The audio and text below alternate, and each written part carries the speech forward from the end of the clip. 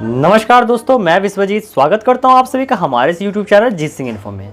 दोस्तों, आप सभी ने बाल झड़ने को समस्या को लेकर बहुत सारे कुछ ना कुछ किए होंगे। जैसे कोई होम रेमेडी अपना ली, तो कभी कोई हार्श केमिकल का उपयोग किया, तो कोई बहुत ज़्यादा कीमती मेडिसिन का उपयोग किया होगा। आपने सब कुछ करके देखा होगा, लेकिन क्या होता है कि बाल उस समय के लिए टेम्परेरी में ठीक ठाक हो जाते हैं, बाल उगने भी लगते हैं, लेकिन फिर वही झड़ना शुरू हो जाते हैं। कभी प्रॉपर कारण नहीं समझ पाया आप लोगों ने क्यों ऐसा हो रहा है। तो इस वीडियो के माध्यम से मैं आप सभी को बताने वाला हूं कि हमारा जो बाल झड़ता है उसका मेन कारण क्या है, क्यों हमारे सारे बाल जो झड़ने लगते हैं एक समय आने के बाद। तो बता दूं, बाल झड़ने का सबसे बड़ा कारण होता है, सबसे मेन कारण 3 होता है। पहला जेनेटिक्स होता है। अगर आपके माँ बाप के बाल झड़ते थे उस समय, तो वो जेनेटिक्स डिकोडिंग में होता है, जो वंशानुगत चलेगा। आपका झड़ेगा, आपके बच्चे होंगे, उसके भी झड़ेंगे, उसके भी झड़ेंगे, इस तरह की ये प्रथा चलती जाएगी और इसका आप कुछ कर भी नहीं सकते हैं, क्योंकि ये तो जेनेटिक्स है। दूसरा सबसे बड़ा प्रॉब्लम है स्ट्रेस। अगर आप कोई भी काम करते समय बहुत ज़्यादा स्ट्रेस लेते हैं, अपने लाइफ को लेके, अपने जीवन में कुछ कर रहे हैं, कोई आपका ऐसा कुछ काम है जो बहुत स्ट्रेस है, तो उसमें आपका बाल झड़ेगा ही झड़ेगा। क्योंकि देखिए, होता क्या है, जो हमारा जो मेंटल स्टेट होता है, दिमाग होता है, उसमें जो एक एक सेल तक ऑक्सीजन जाना होता है। और जब हमारे शरीर में क्या होता है, बहुत ज़्यादा हम लोग स्ट्रेस लेते हैं, तो उस स्थिति में ऑक्सीजन प्रॉपर मात्रा में हमारे स्काल तक पहुंच नहीं पाता। ऐसे स्थिति में भी क्या होता है, बाल झड़ने लगते हैं। ये कारण है। और तीसरा जो सबसे बड़ा मेन कारण है, वो होता है हमारे पेट की गर्मी के कारण।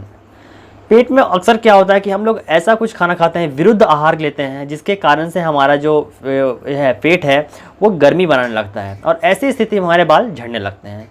तो इन 3 कारणों की वजह से ही हमारा बाल झड़ता है। अब ऐसी स्थिति में क्या होता है कि आप लोग जो इलाज करते हैं वो इन सभी बातों को ध्यान नहीं रखते हैं।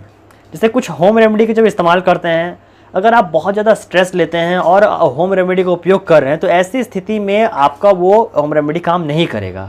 आपको पूरा फोकस करना होगा, अपने प्रॉब्लम को अच्छे से समझना होगा कि मुझे हो क्यों रहा है, कारण क्या है।